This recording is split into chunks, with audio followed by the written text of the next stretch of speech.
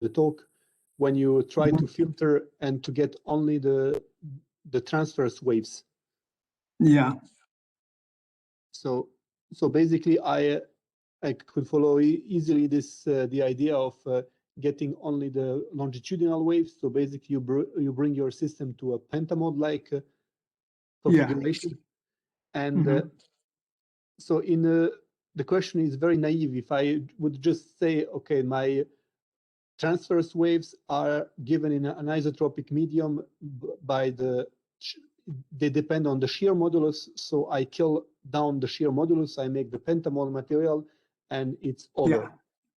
Yes. If I do the same, sorry, if I do the same, if I try to do the same game to kill or to remove the longitudinal contribution, and in the isotropic case, I have to make zero basically the bulk modulus plus 4/3 of the shear modulus, which means one of these two guys, they have to be negative. And here it's obviously not that way that you have taken into you are using the different directions of material. And I was wondering if you can engineer this negative bulk modulus.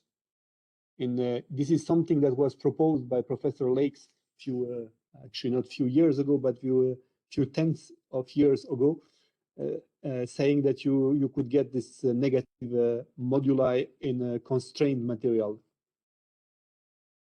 Have you thought about this?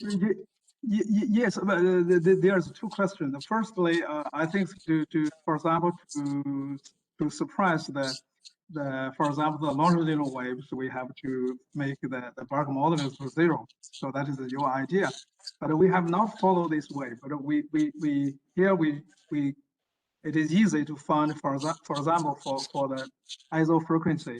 So in this spatial angle, they support only the transverse waves. We use this property to do that. For the negative bulk modulus you talk about, I think for the static it is difficult, because for the static there's stability problem. But for dynamic cases, I think for the negative modulus it is possible in the dynamic cases, but we have not did that.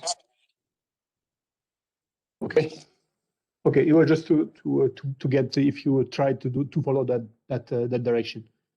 Yes, I think so. It is interesting to make a bulk modulus to be negative. I think we can do that. We can do that because we have a paper in Physical Review B. We propose to make mass density to be negative, and also bulk modulus with a different particle inside of materials. And we can also make a shear modulus negative. I think you have probably you have read the paper by Professor Shenping in the Nature Materials. They propose a prototype for the negative shear modulus. That is the more difficult. For the bulk modulus, it is relatively easy. It is to produce some monopole resonance, I think. Yep. Okay, thanks. Do we have other questions? Just raise your hand and speak, or just speak. Sebastian? Yeah, so I'm very interested by the cloak you designed, obviously. Okay, thank you. It's a fantastic work, wonderful. Now, you know, I proposed the design for a spherical cloak with André Diatta.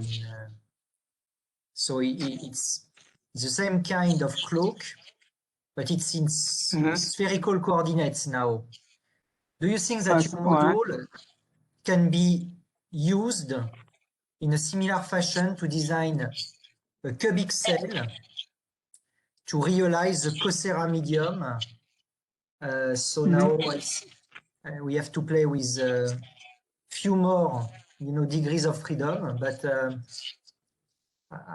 I guess this would work in a similar fashion, isn't it? I don't see why your cell could not be extended to a 3-dimensional configuration. the question is that it's different from Coursera because for the Coursera media, we have it is a special the asymmetric metamaterials that I propose is a special type of a Coursera media. So that means the moment should be automatically balanced. You understand? You catch what I mean? So that means we have to satisfy this condition. For generalized micropolar materials, they have not formed invariance. I think you know that. Yeah, but so in 38, so if I look at 38, slide 38, the previous slide. No, previous slide, okay. 38. This one. So, okay, maybe we should discuss it afterwards, but I think there is a natural extension to a three-dimensional medium. Three-dimensional medium, yeah. But it is I think for this mass frame models, it is relatively easy to change the parameter. But for in practice, it is very difficult to adjust at the same time the mass density and also the moment, because we have to we have to. The problem is that we have to fit the material parameters in this range. For the acoustic brass, it is easy. For this range, it is very difficult to calibrate the materials parameters. By the way, your cloak works at one frequency, isn't it? What?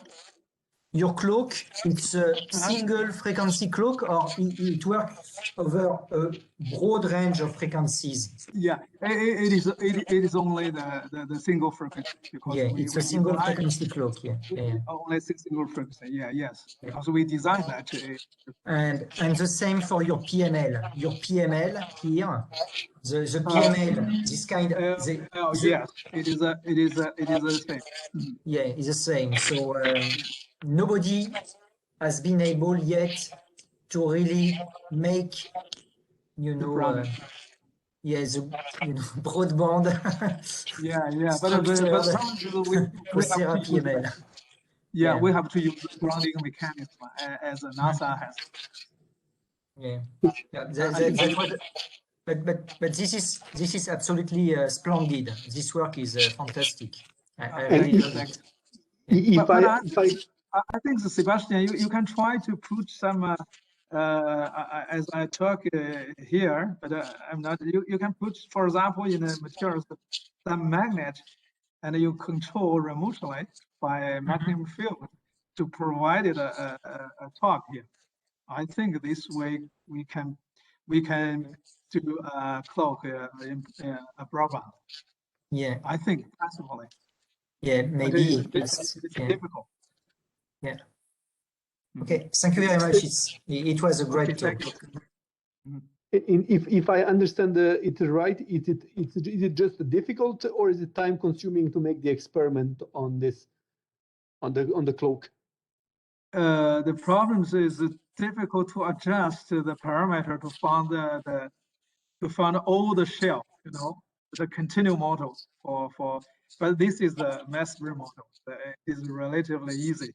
But if you find a continuum model to change with the same type, it's not easy. We have not found the microstructure. We can design TML. It's no problem. This is only one single shell, so that is easy. But here we have to change the shell, and it is not so easy. Yeah. So basically, in your model, you may not have all the local resonances that you will get once you start. Okay. That's right. It's very difficult. Okay. Yeah. Okay.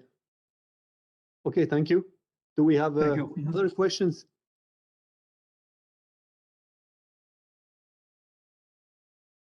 I do not see anything from the audience. So I would like just a last question, because I have this opportunity. In the beginning, you you show the structure with a negative stiffness, and I could not see the origin on that slide of the negative stiffness because I could not see the slide basically. No. Which one? Next. Negative stiffness. Yes, I think it's not this one. This one. Yeah. Yes. Yeah. Okay. So it is proposed by Guoliang, and Liu is the colleague in my group, and in APL, so 2008. Because of the for solid is different to produce monopole resonance, so we use the Carroll rotation resonance. Okay, so basically, okay. Then once you have this the right position of theta, okay, it can be negative. Okay. Yeah, so they tend in this way, anti-clock way. So they push, we compress, they push. So it is easy to understand that we compress this unit, this rotate in this way, they extend the unit is extended. So we have a negative Bach modulus. Okay, thanks. Thank you. So do we have other questions? I'm just checking once more in the chat because sometimes people are shy or they don't have the microphone. So if there is no more question, I would like to thank you again for thank you very much and for this very nice talk. I think it's a very great results in the mechanical metamaterials and especially in cloaking. I think you have contributed mainly on that field in the last few years. And thank you very much for this talk. Well, you have done a very nice works on organizing this seminar. So I think it's our pleasure to ask students to follow every talk. We try to. Gengkai. Hi, Gengkai is Chuanzhen. Oh, okay, Chuanzhen. How are you? I'm fine and enjoyed your talk very much. And thank you. May I ask you the last question here? Yes, of course. Regarding your asymmetric cloak, and you can keep your stress tensor symmetric. Yeah. Your elasticity tensor is asymmetric. And have you checked the symmetry of your strain tensor? How about your epsilon? No, the epsilon we do not using the epsilon. We use the how to say? I will show you. Yeah. We use the grading of the displacement here. Yeah, I mean, you see that? Yeah. As the strain measure. Yeah, I mean here, the mechanical point of view is also interesting to check the symmetry of your strain tensor, and your sigma is symmetric. Yeah. Your elasticity tensor is now asymmetric. If you use the elasticity constitutive relation, how epsilon tensor is still symmetric or asymmetric? This is my question, Yeah, I know. So because here I think we talk the symmetry of the strain because we don't take the symmetric of gradient of displacement. We use the gradient of displacement directly. Okay, it will pose some problems but we check and everything can work with this kind of measure. Okay, great. Okay. Oh, thank you. I'm not sure if you're in this way, maybe you have to modify also your constitutive relations in sense. Otherwise, you have inconsistency in your stress and strain tensor. This is my, Yeah. I don't know. Yes, it is. You are very you have a reason to think about it if we choose here. I think the most important thing posed by this kind of media is that it will depend on the rotation. So it's not because the objectivity of these materials is we have to find something to prove. Okay.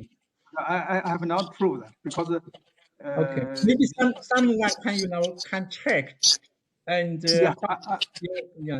how about the string tensor now? Is it still symmetric, or you lost the symmetry in your string tensor? No, it's string tensor is not symmetric. It's sure. It is no problem. Okay. Okay.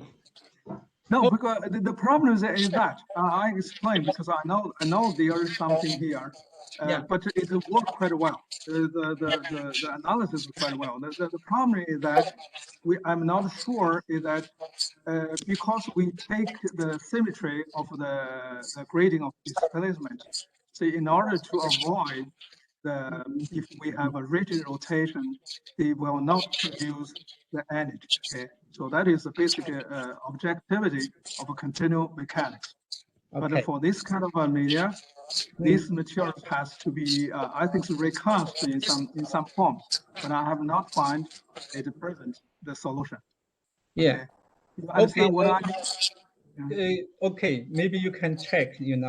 Another question is related to the first. The problem is that, but this is not a problem. The problem is that this media we show is that this material is a special kind of a micropolar material. Okay. Okay. It is very special for that. So objectivity of the micropolar is proven. Okay, you understand what I mean? You agree with me? So I think this material's objectivity is satisfied automatically. Yeah. I think, but I'm not proven. Okay. Okay. It is interesting question. Gengkai, another question is related to the first method by use the Willis, media here approach. Because it is very difficult. Yeah, it's very difficult. Another point from the physical point of view, and your constitutive relation.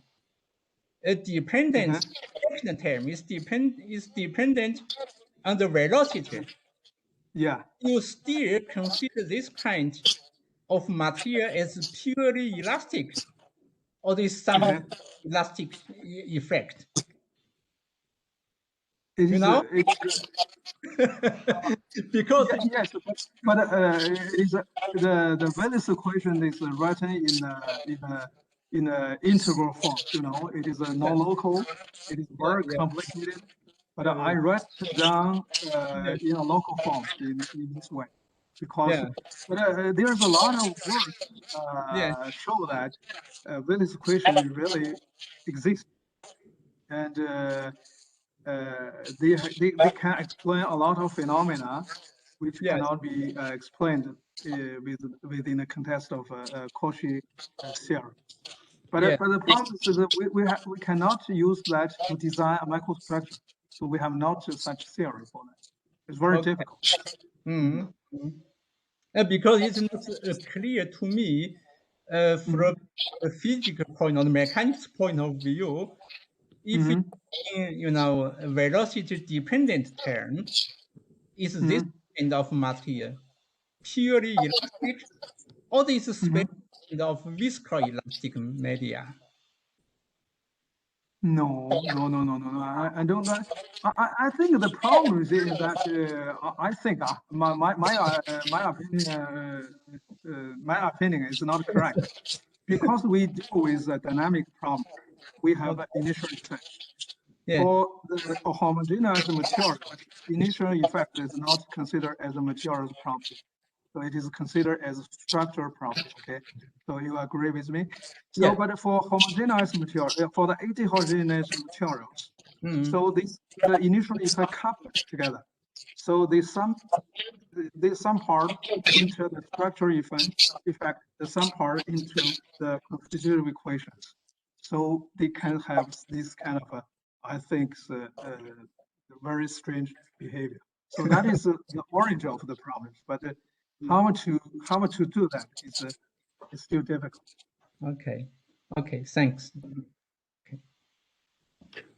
Thank you for your question. Okay. Thank you, Chen Zhen. Okay. Yeah. Okay. See you soon. Okay. Yeah. See you soon. I hope you come back to China. We can discuss that. Yeah, yeah. And at present time, it's quite difficult for traveling. You know. Okay. I hope this the pandemic will be over soon possible. Yeah. Okay. Okay. Bye bye, Gengkai. Bye bye. Okay. Thank you for coming. Okay. Great. Thank you. Yeah. Thanks. Do we have a last question? If not, let's thank Professor Hu again. So okay. Thank you very much. And thanks a lot. Thank you. And hopefully we will meet in presence in the next months and not in some years. Yeah, so I think so, particularly this is in some conference. Okay. Okay. Thank you very much for invitation, and it's very I enjoy this talk. Thanks. Okay. Oh, bye-bye. Bye. Bye. And by the way, next week it will be Juliette Pierre. Okay. For those who are interested, it will be a great webinar anyway. Okay.